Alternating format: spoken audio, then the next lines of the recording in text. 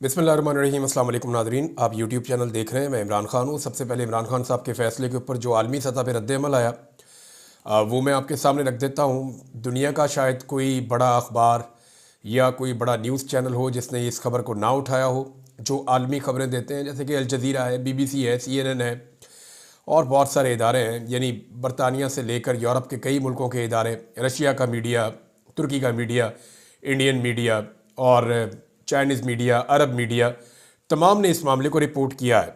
और इस रिपोर्टिंग में मैंने देखा कि 5-6 लफ्ज़ ऐसे हैं जो तमाम रिपोर्टिंग के अंदर कहीं ना कहीं शामिल थे।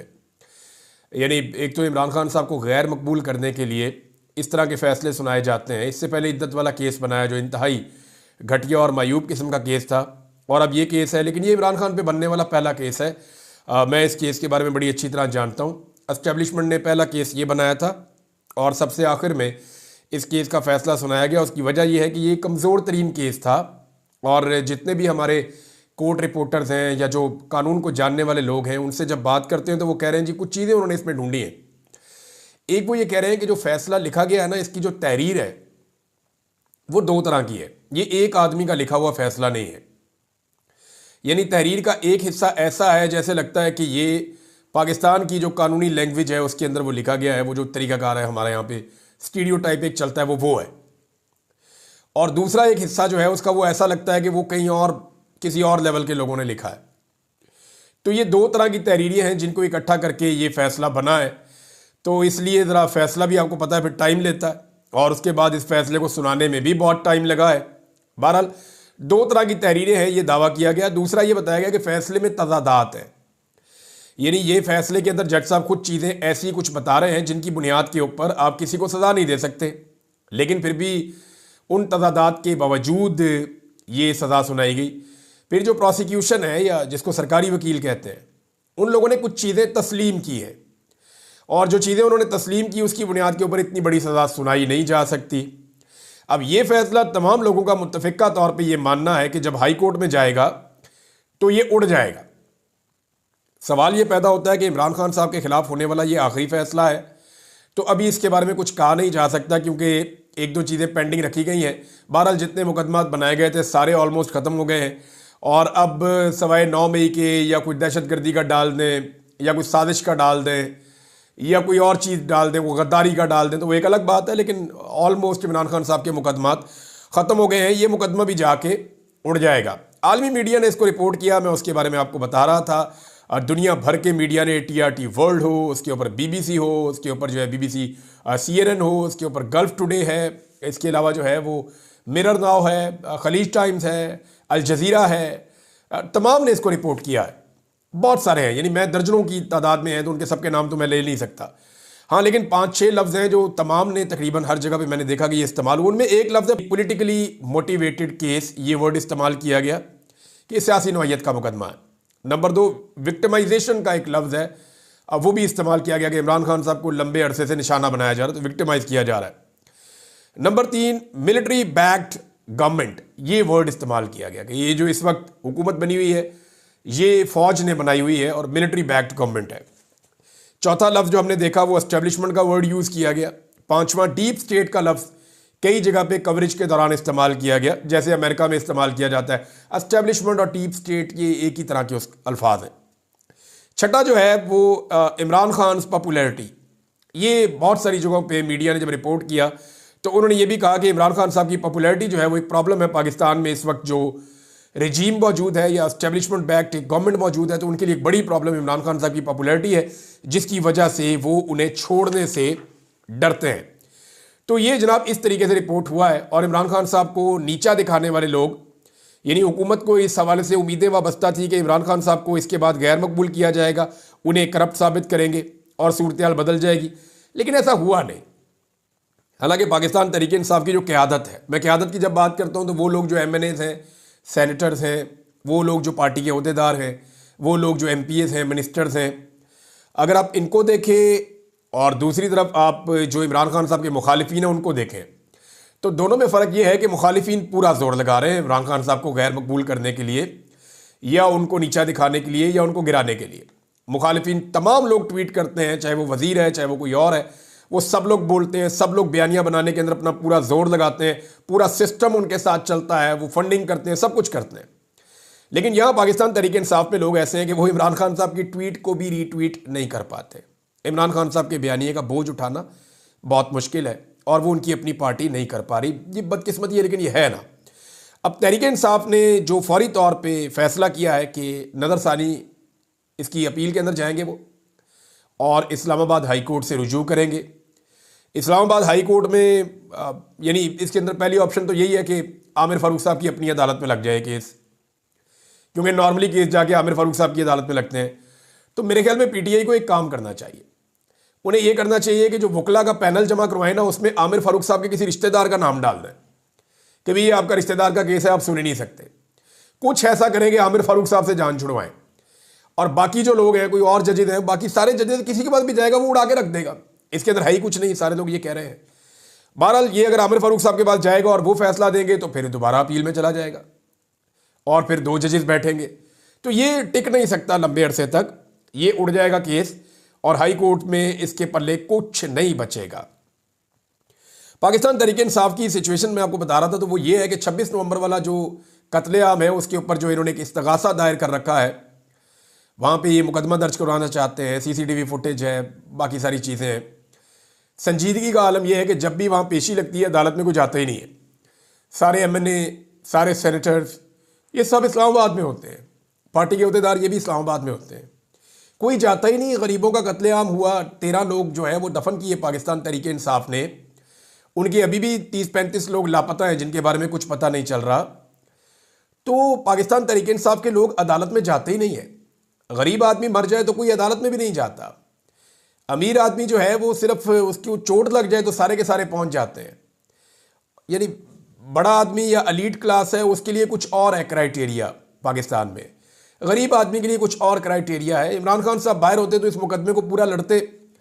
जिले शाह को लेकर इमरान खान साहब ने बड़े ज़बरदस्त तरीके से मुकदमा लड़ा था, लेकिन पाकिस्तान तहरीक इंसाफ इसमें संजीदा नज़र नहीं आती। 29 जनवरी को अब दोबारा केस लगा हुआ है। जज साहब भी लंबी लंबी 20-20 दिन की डेटें डाल रहे हैं, लंबी लंबी डेटें। हालांकि पाकिस्तान तहरीक इंसाफ के सारे सेनेटर, सारे एमएनए, एमपीए, मिनिस्टर सारे वहां मौजूद हो ना अदालत में, तो 3 दिन से ज़्यादा डेट ना डले।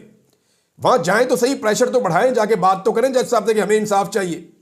जब इनकी अपनी दिलचस्पी नहीं है तो जज क्यों दिलचस्पी ले एक ऐसे केस में जहां पे इतना शदीद किस्म का दबाव आता है एस्टेब्लिशमेंट का कि आप सोच नहीं सकते। बहरहाल पाकिस्तान तहरीक इंसाफ ने बड़ी कमजोरी के साथ ये केस लड़ा है। अच्छा, इमरान खान साहब जो हैं वो उन्होंने इस मीडिया की लड़ाई में जेल में बैठकर भी साबित किया है कि ये जो मीडिया की लड़ाई है उसमें वो इन सब का बाप है। मैं उसको वजह, थोड़े अल्फाज आपको अच्छे नहीं लगेंगे लेकिन मैं आपको वजह बताता हूँ। इन्होंने बंदे घुसाए जेल के अंदर के जाओ और जाकर बाहर आकर रिपोर्ट करो कि जनाब ये हो गया तो वो हो गया। इमरान खान घबरा गया, रो पड़ा। वो जो बंदे अंदर घुसाए वो बाहर आके जो है वो सफाइयाँ दे रहे कि नहीं बंदर मुझे तो नहीं कहा, नहीं मैंने तो सुना ही नहीं बंदर का लफ्ज़, नहीं उसको कहा होगा, मुझे नहीं कहा। वो बेचारे अपनी उन्होंने आके ये कहना था कि इमरान खान साहब के साथ ये हो गया, हमने ये देखा, हमने वो देखा। एक जुमला वो इमरान खान के मुंह से कमजोर नहीं निकलवा पाए। हालांकि इन्होंने बड़ी कोशिश की है। रिजवान गलज़ई साहब बताते हैं कि जनाब इनको डांट पड़ी है कि आपको भिजवाया था कि इमरान खान के मुंह से कोई ऐसी बात निकलवा कर लाओ जिससे इमरान खान के खिलाफ जो है वो प्रोपेगेंडा खड़ा किया जा सके, लेकिन तुम लोगों को भेजा और तुम कर ही कुछ नहीं सके। बल्कि इमरान खान साहब ने बांदर बना के भेज दिया वापस। अब एक दूसरे को कह रहे हैं जी मैंने नहीं किया, इन्हों किया। वो बेचारे अपनी कस्में दे रहे हैं, अपने हलफ उठा रहे हैं कि जी मैं हल्फन आपको कहता हूं मैंने नहीं सुना बंदर कहा उन्होंने, और मुझे तो बिल्कुल नहीं कहा, किसी और को कहा होगा। तो उनको बेचारों को अपनी सफाइयां देने की फिक्र पड़ गई है। इमरान खान साहब के बारे में बताऊं, अगर वो डरे हुए होते ना, एक बात कॉमन सेंस की है ना, देखिए कुछ चीजें कॉमन सेंस से भी सोच लिया करें। और कॉमन सेंस अगर आप लगा दें ना, सिर्फ अपने दिमाग से काम ले लें, तो आपको इतना ज्यादा ये प्रोपेगेंडे का सामना ही नहीं करना पड़ेगा। मैं आपको कॉमन सेंस की बात बताता हूं छोटी सी। अगर इमरान खान डरा हुआ होता ना, तो रोजाना अदालतों में लाया जाता, उसको रोजाना उसकी वीडियो बनाकर दिखाई जाती, शो किया जाता कि देखो ये आदमी डरा हुआ है। जेल में से उसकी वीडियो बना बना के दी जाती कि देखो ये आदमी डरा हुआ है। मैंने इमरान खान को देखा जब सुप्रीम कोर्ट ऑफ पाकिस्तान में केस चल रहा था। मैं स्पेशली गया देखने के लिए, वहां स्क्रीन लगी हुई थी। जज भी चोरी चोरी देखते थे इमरान खान को। तो इमरान खान तो बहुत डटा हुआ लग रहा था, बड़ा एनर्जेटिक लग रहा था, उसके चेहरे पे तो घबराहट थी ही नहीं। तो मामला यह है कि इमरान खान अगर घबराया हुआ होता, डरा हुआ होता, या वो एक बुज़दिल आदमी होता तो ये उसको रोज़ाना मीडिया के सामने लेकर आते और उसकी मिथ को तोड़ते। पाकिस्तानी जो है वो इमरान खान साहब से इसलिए तो प्यार कर रहे हैं कि वो डट गया उस लड़ाई में जिस लड़ाई को कोई लड़ नहीं सका आज तक। पाकिस्तान के अंदर तो कोई नहीं लड़ सका, कोई इस लड़ाई को जीतने के करीब भी नहीं आया, लेकिन पहली मर्तबा इमरान खान इस लड़ाई को फैसला कुन मोड़ तक ले आया। और सिचुएशन ये है कि फैसला रोक रोक के कहा जाता है, इमरान खान की मिन्नत की जाती है कि खान साहब को डील कर लो, खान साहब को डील कर लो, और वो डील नहीं करता। अब ये डील की जो आवाज़ें आती हैं ना, इसके ऊपर भी मैं आपको भी कुछ चीज़ बड़ी इंपॉर्टेंट बताने वाला हूँ, और वो भी कॉमन सेंस की बात है। लेकिन इमरान खान डरा हुआ होता तो रोज़ाना उसकी वीडियो और उसकी ऑडियो जारी की जाती, उसको लाते अदालत में हथकड़ियां लगा के, देखो ये आपका लीडर है, डरा हुआ है। इन्हें पता है कि वो बाहर आएगा, उसके चेहरे पे इतनी बहादुरी है, वो इतना खुलकर बात करता है और वो ऐसी मुंह के ऊपर टिका के बात करता है, और उसने 2 जुमले बोलने और सारा बयानिया फाड़ देना। इसलिए इमरान खान को मीडिया के सामने ना लाया जाता है, ना उसको सुनवाया जाता है, क्योंकि इन्हें इस बात का आइडिया है कि वो डरा हुआ नहीं है, बल्कि ये सारे उससे डरे हुए हैं। इमरान खान साहब ने अपनी पार्टी की एक कमेटी बनाई है, और उस कमेटी का काम ये होगा कि वो पाकिस्तान में जो इंसानी हकूक़ की खिलाफ वर्जियाँ हुई हैं, इस मामले को, क्योंकि अदालतें इमरान खान साहब की बात सुन नहीं रही, इंसाफ उन्हें पाकिस्तान में मिल नहीं रहा, पार्लियामेंट को रबड़ स्टैंप बना दिया गया है, जाली हुकूमत लाकर बैठा दी गई है, पूरा निज़ाम जो है वो कुचलने पे लगा हुआ है पाकिस्तान तरीके इंसाफ को। तो जो भी आदमी इंसाफ मांगता है उसके साथ इंसानी हकूक़ की खिलाफ वर्जियाँ होती हैं। अब इस पर इमरान खान साहब ने एक कमेटी बनाई है, ये 12 रुकनी कमेटी है, और ये लोग पूरी दुनिया के सामने रखेंगे मामला कि पाकिस्तान तरीके इंसाफ के साथ कैसा जुल्म और ज़्यादती हुई है। अब इसमें जनाब जो सबसे पहले नाम है वो असद कैसर साहब का है। असद कैसर साहब की सरबराही में बनाया गया है, कन्वीनियर वो हैं इस कमेटी के।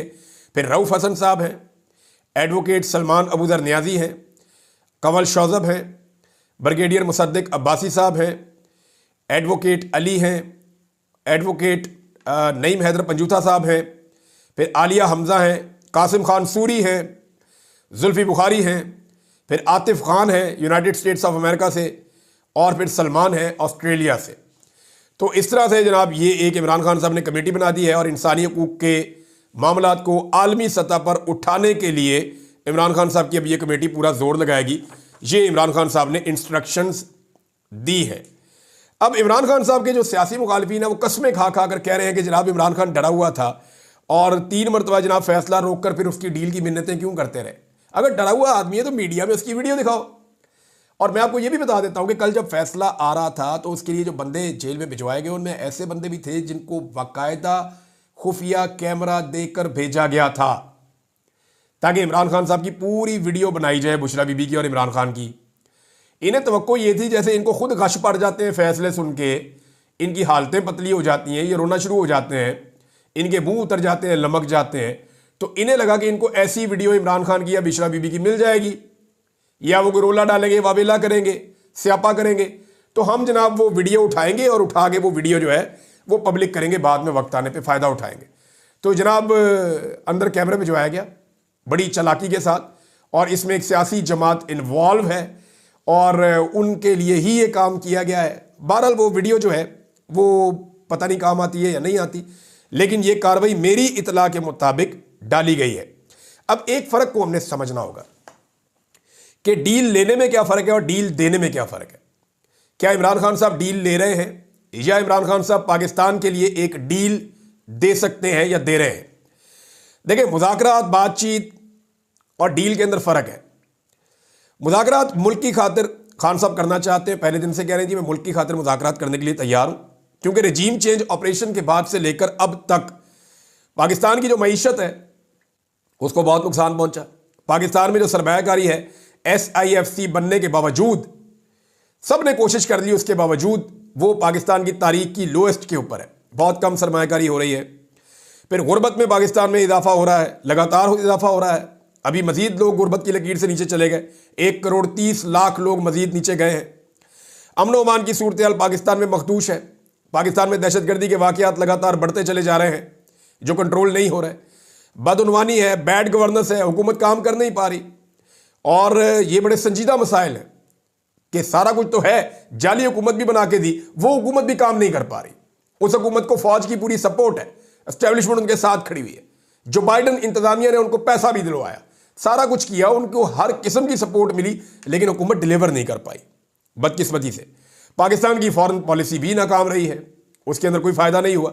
यानी अफगानिस्तान को ले लें, इंडिया को ले लें, ईरान को ले लें, बाकी दुनिया को ले लें, हमारे ताल्लुकात बेहतर नहीं हुए किसी के साथ, बल्कि हमारे ताल्लुकात जो है वो नीचे की तरफ गए हैं। अब पाकिस्तान में जो एस्टेब्लिशमेंट की बदतरीन जानिबदारी की वजह से इंसानी हकूक़ की पामालियाँ भी हुई हैं रिजीम चेंज ऑपरेशन के बाद से लेकर अब तक, और उसकी वजह से नफरत में और अदम एतमाद के अंदर इजाफा हुआ है। पाकिस्तानी मुल्क छोड़ छोड़ कर भाग रहे हैं। नौजवानों को पता है इसमें जान का खतरा है, लेकिन इसके बावजूद वो जाते हैं, वहाँ कश्तियाँ डूब जाती हैं, नौजवान जो हैं वो वहाँ पे जाबहक हो जाते हैं, वो जान से चले जाते हैं कि, लेकिन वो रिस्क लेते हैं कि उन्हें पता है पाकिस्तान में मुस्तकबिल कोई नहीं है। ये अदम एतमाद है पाकिस्तान की गवर्नमेंट पे और पॉलिसीज़ के ऊपर।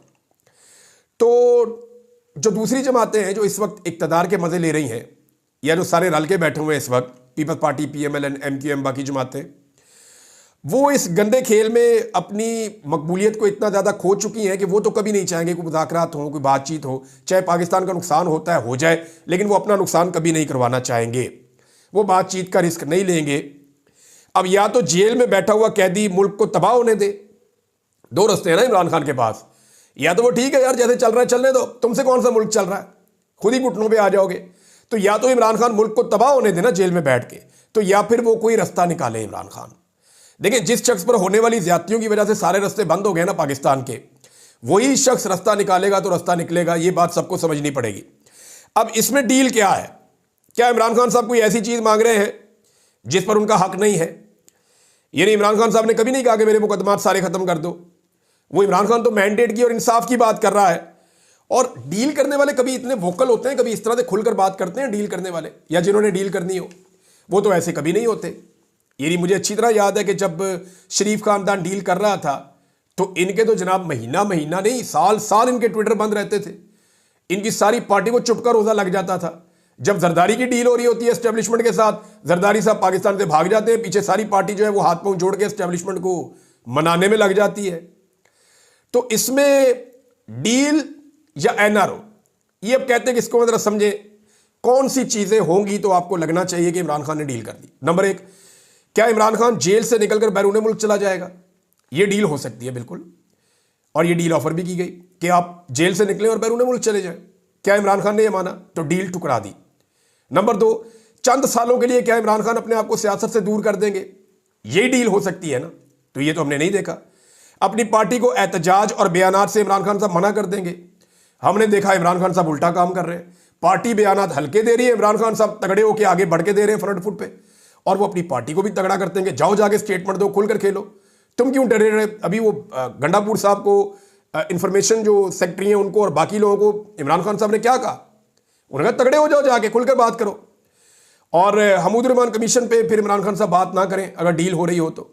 मार्शल लॉ, ये लफ्ज़ जो इमरान खान साहब इस्तेमाल कर रहे हैं, जरा देखें ना आप, इमरान खान साहब हमीद रहमान कमीशन की बात कर रहे हैं, मार्शल लॉ का लफ्ज़ इस्तेमाल कर रहे हैं, आमरीयत का लफ्ज़ इस्तेमाल कर रहे हैं, हकीकी आज़ादी का लफ्ज़ बार बार इस्तेमाल कर रहे हैं, रूल ऑफ लॉ का लफ्ज़ बार बार इस्तेमाल कर रहे हैं, बादशाहत का लफ्ज़ इस्तेमाल कर रहे हैं बार बार, बंद कमरों के फैसलों की बात कर रहे हैं, याया खान की बात कर रहे हैं। इंसानी हकूक़ की पामालियों पर इमरान खान साहब बोलना बंद कर देना अगर तो डील हो रही है, लेकिन डील नहीं हो रही, जब भी तो इमरान खान साहब ये सारे काम कर रहे हैं। जिन चीज़ों पर इमरान खान साहब से कहा जाता है कि माफ़ी मांगो, क्या इमरान खान साहब माफ़ी मांग रहे हैं? भाई डील तो ये होगी ना कि इमरान खान साहब माफ़ी मांगे, उनके बदले में उनको माफ़ी दे दी जाए और उन्हें बाहर भिजवा दिया जाए और ये सारी चीज़ें कर दी जाए। इमरान खान साहब माफ़ी मांगने के बजाय वो डिमांड कर रहे हैं कि माफ़ी मेरे से मांगो, ज्यादती आपने हमारे साथ और पाकिस्तान के साथ की है तो माफ़ी तुम मांगो। तो ये डील नहीं है, इसकी बारीकी को आप समझें। डील उस तरह की होती है जिस तरह की नवाज शरीफ ने और जरदारी ने की थी, और ये बार बार करते रहे, इनका लंबा रिकॉर्ड है। कौम की याददाश्त ठीक होनी चाहिए कि डील किसे कहते हैं। इनमें से एक भी चीज़ इमरान खान नहीं कर रहा जो मैंने आपको बताई है, मगर वो इस निज़ाम को रास्ता देने के लिए तैयार है। मुल्क को आगे बढ़ाने के लिए बातचीत और मुज़ाकरात का पहले दिन से इमरान खान हामी है, और एक जिम्मेदार सियासतदान को ऐसा ही होना चाहिए। इसके बदले में इमरान खान की डिमांड है कि जिन लोगों को शहीद किया गया उनको इंसाफ दिया जाए, और गैर कानूनी तौर पर बिला जवाब जिन लोगों को सियासी बुनियादों पर जेलों में बंद रखा गया है उनको रिहा किया जाए। ये कौन सी डील है? ये तो वो डिमांड है जो पूरी दुनिया कर रही है। और नाज़रीन, अब ये जो मामला हो गया ना फैसले का, इसके बाद पूरी दुनिया में एहतजाज होगा। सज्जाद बरकी साहब हैं, पाकिस्तान तहरीक इंसाफ के सीनियर ओहदेदार हैं ओवरसीज़ पाकिस्तानियों में, उन्होंने ये कॉल जारी की है और बाकी ओवरसीज़ पाकिस्तानी भी कह रहे हैं कि अब इसके ऊपर भी वो एहतजाज करेंगे और आने वाले दिनों में आप देखेंगे कि ये जो कुछ किया गया, इमरान खान साहब के खिलाफ फैसला सुनाया गया, इस फैसले के खिलाफ एहतजाज भी होगा और ये अदालत में चैलेंज भी होगा और ये टिक नहीं सकेगा। अब जब ये चैलेंज होगा तो देखते हैं कि जो निज़ाम है उसकी नीयत क्या है इमरान खान को लेकर के। अब तक के लिए इतने, अपना ख्याल रखिएगा, अपने इस चैनल का भी। अल्लाह हाफ़िज़।